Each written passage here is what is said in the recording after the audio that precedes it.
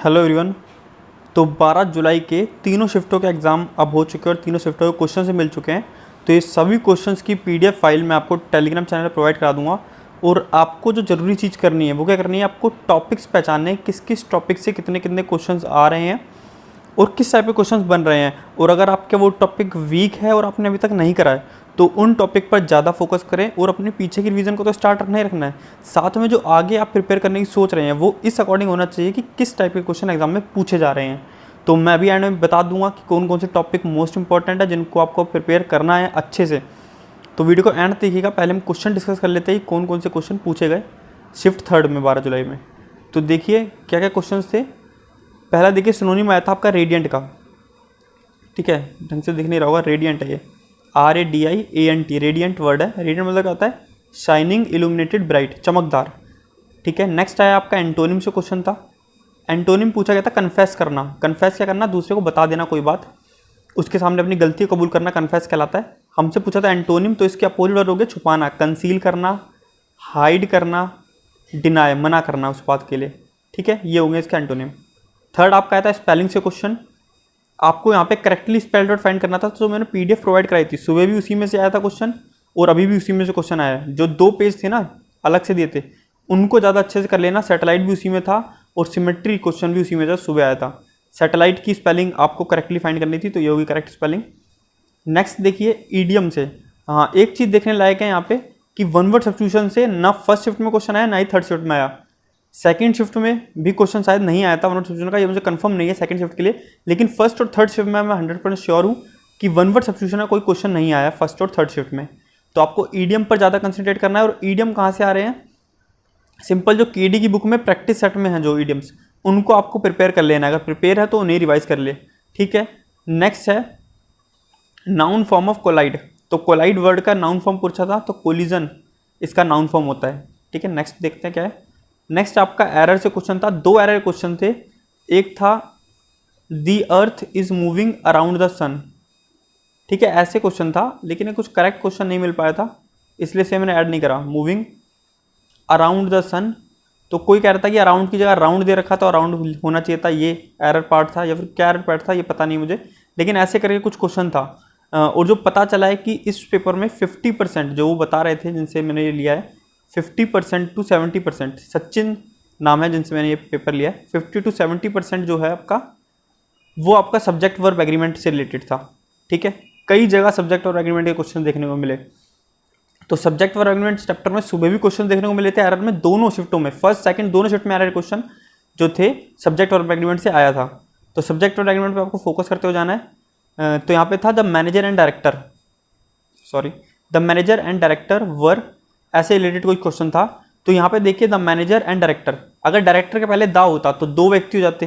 ठीक है, अगर आर्टिकल दोनों के पहले था तो यहाँ पे वर्क सूटेबल होता, लेकिन द मैनेजर एंड डायरेक्टर मतलब एक ही बंदा है जो मैनेजर भी है डायरेक्टर भी है, तो वर्क तो नहीं होगा, यहाँ पे वॉज होगा। तो यहाँ बी पार्ट में एरर था सब्जेक्ट और एग्रीमेंट से रिलेटेड। ये भी इनडायरेक्ट स्पीच आया था, saga said God helps those who help themselves. तो एक्टिव पैसिव इनडायरेक्ट स्पीच में कुछ ज़्यादा एफर्ट डालने की जरूरत नहीं है, सिंपल आप रूल रिवाइज करके चले जाएं सुबह सुबह। क्या होता है, इन दोनों के रूल्स थोड़े थोड़े आइडेंटिकल टाइप के लगते हैं और क्लैश हो जाते हैं। कभी लगता है कि इनडायरेक्ट स्पीच के रूल्स उठ के हमारे दिमाग में आने लग जाता है एक्टिव पैसिव में। तो इसको लास्ट बार एक बार पढ़ के जाएंगे तो ईजिली 2 नंबर तो कन्फर्म ही है, बिल्कुल ईजी क्वेश्चन आते हैं।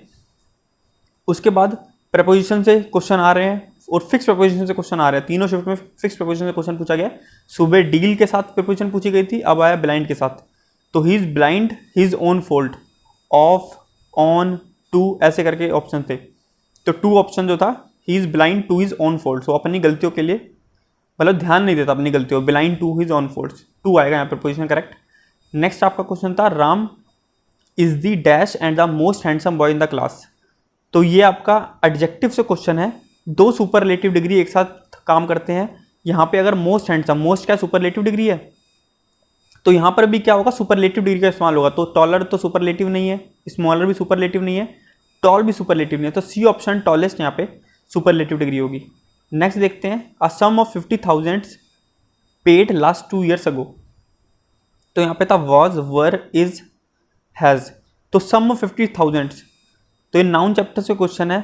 सम ऑफ 50,000 है तो मतलब सब्जेक्ट वर्ब एग्रीमेंट में भी आता है वैसे नाउन का, लेकिन सब्जेक्ट वर्ब एग्रीमेंट में भी इसका जो ये रूल है ये दे रखा है सम ऑफ 50,000 मतलब एक निश्चित राशि के ऊपर बात कर रहा हूं मैं। तो एक जब निश्चित राशि है तो मैं सिंगुलर का यूज करूंगा। अब देखिए यहाँ पे सिंगुलर में तो हैज भी है, इज भी है और वॉज भी है, तो क्या यूज होगा, last 2 years ago. 2 years ago मतलब पास्ट की बात हो रही है यहाँ पे, और पास्ट में क्या लगता है, इज लगता है नहीं लगता, हैज लगता है नहीं लगता, वॉज और वर लगता है सिर्फ, और वर तो प्लूरल है तो इसलिए कट गया, हैज वाज लगेगा सिर्फ यहाँ पे। अ सम ऑफ 50,000 वाज पेड। ठीक है, वाज क्यों तो पता चल गया आपको, क्योंकि ये सिंगुलर है, एक निश्चित राशि की बात कर रहा हूँ तो वाज आएगा, और लास्ट 2 ईयर्स अगो है तो इसलिए पास्ट में चला गया मैं। नेक्स्ट क्वेश्चन की तरफ पढ़ते हैं। नेक्स्ट आपके पैसेज के क्वेश्चन थे, इतने क्वेश्चन मिल पाए हैं, काफ़ी सारे क्वेश्चन बताए उन्होंने। 11th पैसेज के 4 क्वेश्चन आए थे, और पैसेज में तीनों शिफ्ट में एक क्वेश्चन वो कैप से जरूर था, तो ऑन स्लॉट का आपसे वो कैप पूछा था। ऑन स्लॉट मतलब एक वर्ड होता है स्लॉटर, आपने सुना होगा, स्लॉटर। स्लॉटर किसी को स्लॉटर मतलब किसी को अटैक करना, किसी के ऊपर स्लॉटर होता है, तो स्लॉटर से ही ऑन स्लॉट वर्ड बना है। इसका मतलब क्या होता है, अटैक करना, अग्रेशन दिखाना या फिर असॉल्ट करना। नीचे दे रखे तीनों इसके सिनोनिम मैंने, तो सिनोनिम पूछा गया हर शिफ्ट में। पैसेज के 4 क्वेश्चन में से एक कौन सा था, वो कैप का क्वेश्चन है। और बाकी पैसेज है वो सिंपल आ रहा है, चिल्ड्रन से रिलेटेड टॉपिक था ये कुछ। ठीक है, नेक्स्ट हम बढ़ते हैं रागा की साइड पे। आई होप आपको क्लियर होगा यहाँ पे क्या क्या है। लास्ट में हम बात कर लेंगे कि इनके टॉपिक्स पे ध्यान देना है, चाहे वो रागा हो या फिर इंग्लिश का पार्ट हो। रागा में देखिए फर्स्ट क्वेश्चन जो हमारा जीके क्वेश्चन है वो था, first day night test match India में कहाँ खेला गया था। इंडिया ने कहाँ खेला था, इंडिया ने जब first day night test match खेला था वो कहाँ खेला था, ईडन गार्डन कोलकाता में। तो बाकी जिनका भी एग्जाम थर्ड शिफ्ट में था वो कंफर्म जरूर कर दीजिएगा बाकियों को कि ये सारे क्वेश्चंस करेक्ट हैं। वैसे तो करेक्ट है, मैंने सिर्फ उन्हीं से पूछता हूँ क्वेश्चंस जिन्होंने एग्जाम दिया है, जिनका मैं पर्सनली जानता हूँ जिनको, उन्हीं से मैंने सारे क्वेश्चन लिए हैं। तो ऐसी कोई दिक्कत नहीं है, सारे क्वेश्चन 100% ट्रू है। और बाकी कोई क्वेश्चन आपको पता हो इनके अलावा तो आप वो कमेंट बॉक्स में ऐड जरूर कर दीजिएगा। तो ईडन गार्डन जो कि कोलकाता का स्टेडियम है एक, वहाँ पर first day night test match खेला गया था। रीजनिंग में एक क्वेश्चन आया था, एक चीज जीके से रिलेटेड है। तो अफगानिस्तान की पार्लियामेंट का नाम क्या है, शोरा। ऐसी रशिया की पार्लियामेंट का नाम क्या है, डूमा। ठीक है, इससे रिलेटेड क्वेश्चन था, एनालॉजी में पूछा गया था।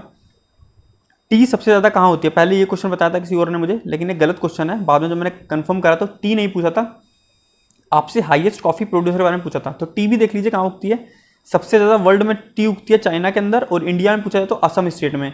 लेकिन क्वेश्चन था कॉफ़ी कहाँ उगती है, ये पूछा गया था। तो ये रहा क्वेश्चन हमारा, कॉफ़ी। हाँ, हाईएस्ट कॉफ़ी प्रोड्यूसर कौन है वर्ल्ड में, आपका सबसे ज़्यादा कॉफ़ी प्रोड्यूस होती है ब्राज़ील के अंदर, और इंडिया में कर्नाटका स्टेट में सबसे ज़्यादा होती है। लेकिन क्वेश्चन जो पूछा था वो वर्ल्ड के रिलेटेड पूछा था कि वर्ल्ड में सबसे ज़्यादा कॉफ़ी कहाँ प्रोड्यूस होती है। तो ब्राज़ील यहाँ पे करेक्ट आंसर होगा आपका। नेक्स्ट आपका क्वेश्चन था अंडमान एंड निकोबार की कैपिटल पूछी थी। अंडमान निकोबार कैपिटल सिटी क्या है, पोर्ट ब्लेयर, जो कि कहाँ पड़ती है, साउथ अंडमान। ठीक है, साउथ अंडमान, छोटे छोटे वहाँ पे द्वीप हैं, उसमें से एक द्वीप है साउथ अंडमान, वहाँ पड़ता है पोर्ट ब्लेयर आपका कैपिटल। ठीक है, नेक्स्ट आपसे पूछा था लोकसभा के अध्यक्ष कौन है, सॉरी लोकसभा के अध्यक्ष किसके द्वारा चुने जाते हैं, ये पूछा था। तो प्रेसिडेंट, प्राइम मिनिस्टर, ऐसे करके ऑप्शन थे। तो लोकसभा सदस्यों के द्वारा वोटिंग की जाती है, उसी से लोकसभा अध्यक्ष और उपाध्यक्ष दोनों चुने जाते हैं। सुबह आपका क्वेश्चन क्या आया था, उपाध्यक्ष कौन है लोकसभा के, ये पूछा गया था। राज्यसभा के उपसभापति पूछा गया था, हाँ राज्यसभा के उपसभापति पूछा गया था। तो आगे लोकसभा के अध्यक्ष या उपाध्यक्ष के ऊपर भी क्वेश्चन बन सकता है। लास्ट टाइम भी क्वेश्चन पूछा गया था लोकसभा अध्यक्ष से रिलेटेड। ट्रिगोमेंसुरेशन से हर शिफ्ट में क्वेश्चन आ रहा है, और ईजी क्वेश्चन आ रहा है, सिंपल, आपको आइडेंटिटी याद है तो हो जाएगा। तो यहाँ पे एक कैंडिडेट से बात हुई तो बता रहे थे कि 2 क्वेश्चन मैथ के थोड़े कैलकुलेटिव थे, उनमें उनका टाइम लग गया और उससे क्वेश्चन छूट गए। जिन्होंने रिव्यू दिया उनका तो कुछ क्वेश्चन छूटा, उनका बहुत अच्छा पेपर गया। आप देख सकते हैं जिस हिसाब से उन्होंने क्वेश्चन शेयर करें तो उनका कितना अच्छा गया होगा। 2 क्वेश्चन मैथ्स के में अटक गए वो, और उनका पेपर छूट गया। तो आपको बिल्कुल गलती नहीं करनी है, आपके 30 से 40 सेकंड, जो मैंने लास्ट वीडियो में बताया था आपको, 30 से 40 सेकंड के अंदर भी आपका सॉल्व नहीं हो पाया क्वेश्चन और अभी भी आप अटक रहे हैं, तो उसको तुरंत छोड़ के आगे बढ़ जाइए। क्योंकि लास्ट में हो सकता है कि ऐसे 2-3 क्वेश्चन हो जीके के या फिर रीजनिंग के जो आप 5-5 सेकंड में सॉल्व कर सकते हैं, तो उनके लिए टाइम ना बचे, क्योंकि सभी क्वेश्चंस की वैल्यू तो सेम है, एक ही नंबर मिलना है। तो इसमें टाइम वेस्ट करने के अलावा मैं लास्ट के 3 क्वेश्चन अटैम्प्ट कर लूँ जो कम टाइम में हो सकते हैं, 3 नंबर मिल जाएंगे ना, इस 1 नंबर के पीछे परेशान ना हो। अगर टाइम बचेगा तो हम इस पर आके जरूर इसे सॉल्व करेंगे। तो किसी भी क्वेश्चन पर अटकना नहीं है आपको बिल्कुल भी। 2 क्वेश्चन आपके स्पीड टाइम डिस्टेंस से पूछे गए। हाईएस्ट कॉफी प्रोड्यूसर वाला हमने कर लिया। हाईएस्ट डोम पूछा गया था, तो सेकंड हाईएस्ट डोम बता रहा था कोई, या हाईएस्ट डोम, तो हाईएस्ट डोम तो एक ही है, गोल गुंबज जो है बीजापुर कर्नाटक में पड़ता है। हाँ बीजापुर में पड़ता है। और मोहम्मद आदिल शाह 2 ने बनवाया था। मोहम्मद आदिल शाह का मकबरा है, ठीक है। इनके पुत्र कौन थे? मोहम्मद आदिल शाह 2, इन्होंने बनाया था अपने पिताजी के लिए, मोहम्मद आदिल शाह के लिए। नेक्स्ट आपका कर्नाटक में पड़ता है बीजापुर। सीरीज से रिलेटेड क्वेश्चन था, क्वेश्चन मिल गया है 0, 3, 8, 15, 24, 48। हमने पहले भी देखा था, काफ़ी इजी सीरीज आई थी, ये सीरीज भी काफ़ी इजी है, आप सिंपल कर सकते हैं। 0, 3, 8, तो यहाँ पे सिंपल लॉजिक चल रहा है, 2 का स्क्वायर माइनस 1, सॉरी सबसे पहले आएगा 1 का स्क्वायर माइनस 1, 1 का स्क्वायर होता है 1, 1 में से 1 गया 0, ठीक है। नेक्स्ट आपका 2 का स्क्वायर माइनस 1 कितना होगा? 2 का स्क्वायर 4 में से 1 गया 3, 3 का स्क्वायर माइनस 1, 3 का स्क्वायर होता है 9 माइनस 1 8, 4 का स्क्वायर माइनस 1, 5 का स्क्वायर माइनस 1, तो क्वेश्चन मार्क की जगह आएगा 6 का स्क्वायर माइनस 1, 36 माइनस 1 कितना हो जाएगा? 35, यहाँ पे करेक्ट आंसर हो जाएगा। अब 48 में क्या हुआ? 7 का स्क्वायर माइनस 1, 7 का स्क्वायर 49 माइनस 1 48, सिंपल सी सीरीज। वेन डायग्राम से क्वेश्चन पूछा गया था, कॉफी टी बेवरेज, इनका वेन डायग्राम बनाना था, तो बेवरेजेस के अंदर ही आएगा कॉफी और टी अलग अलग, ये बनेगा आपका करेक्ट वेन डायग्राम। मैथ्स के 7 से 8 क्वेश्चन, जीके के 7 क्वेश्चन, हर शिफ्ट में यही रहा है, तो यही सारे क्वेश्चन पूछे गए। तो बात कर लेते हैं किन टॉपिक्स पे ज़्यादा ध्यान देना है आज के पेपर के अकॉर्डिंग। तो आज के पेपर में हमने क्या देखा कि जो क्वेश्चन है करंट अफेयर की बात करें तो क्वेश्चन पहले के पूछे जा रहे हैं, 2020 वाले करंट अफेयर पूछे जा रहे हैं हमसे ज़्यादा। तो एक PDF में आपको प्रोवाइड करा दूंगा अभी, ठीक है, टेलीग्राम पर, वहाँ से आप 2020 वाले क्वेश्चंस पढ़ सकते हैं करंट अफेयर के, जो मोस्ट इंपॉर्टेंट थे। जब नवंबर 2020 में मैंने एग्जाम दिया था तब उस करंट अफेयर से पढ़ा था, तो वहीं के करंट अफेयर मैं देख रहा हूँ पूछे जा रहे हैं, ठीक है, 2020 के, तो वो आप एक बार पढ़ लीजिएगा, बस नज़र फेर लीजिएगा। या फिर आपके पास जो करंट अफेयर था पहले के, जनवरी तक के, दिसंबर जनवरी के, वो करंट अफेयर आप पढ़ के जाइएगा, क्योंकि देखने को मिला फ्रेंच ओपन 2020 पूछ लिया, मिस फेमिना 2020 पूछ रखा था, ऐसे क्वेश्चन 2020 के आ रखे हैं एग्जाम में। तो मतलब करंट अफेयर जो अभी रिसेंट वाली जो हमने प्रिपेयर करी थी वहाँ से पूछा ही नहीं जा रहा है कुछ क्वेश्चन, तो उन पे टाइम वेस्ट करके कोई फ़ायदा नहीं है। और जीके में बात करें तो स्टैटिक पार्ट तो मेन फोकस है ही, स्टैटिक पार्ट अभी भी बहुत ज़्यादा इंपॉर्टेंट है। और एग्ज़ाम जो देखा है उसमें सबसे ज़्यादा इंपॉर्टेंट क्या रहा है?